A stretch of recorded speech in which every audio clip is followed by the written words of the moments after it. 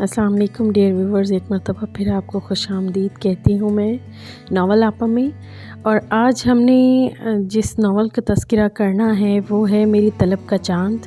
جو کہ لکھا ہے فرح بھٹو صاحبہ نے۔ اور فرح بھٹو کا نام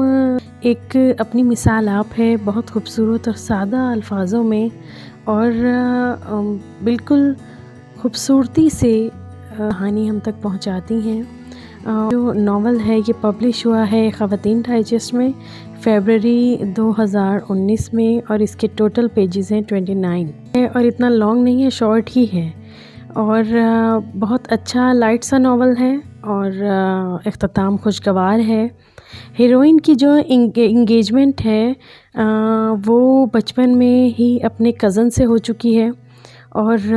ہیروئن جو ہے وہ ایک جوائنٹ فیملی سسٹم میں رہتی ہے، مطلب تایا چچا ان کے بچے، یعنی کہ کزن بیسڈ ناول ہے۔ ہیروئن کا فیونسی بہت فلرٹی دکھایا ہے، یعنی کہ ہیروئن سے اپنے افیئرس کے بارے میں وہ باتیں کرتا رہتا ہے، یعنی اسے اس چیز کا کوئی ہے ہی نہیں، اور ہیروئن کو پرسنلی اس کی یہ عادتیں انتہائی بری لگتی ہیں،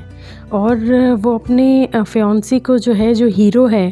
اس کی ایگزامپلز دیتی ہے کہ اسے دیکھو وہ کتنا ڈیسنٹ ہے اور اس طرح کی حرکتیں وہ نہیں کرتا۔ پھر یہ ہوتا ہے کہ سٹوری میں ایک ٹویسٹ آتا ہے، اور کچھ ایسا ہوتا ہے کہ ہیرو اور ہیروئن کو دونوں کو فارم ہاؤس میں ایک رات گزارنی پڑتی ہے،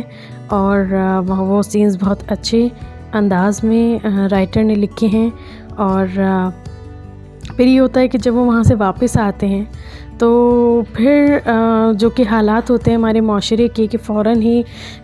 ہیرو اور ہیروئن کو جو ہے وہ ہیروئن کی انگیجمنٹ کزن توڑ دیتا ہے، اور پھر جو ہے ہیرو اور ہیروئن کا جو ہے وہ زبردستی نکاح کر دیا جاتا ہے۔ اس کے بعد ہیرو جو ہے وہ آؤٹ آف کنٹری چلا جاتا ہے، اور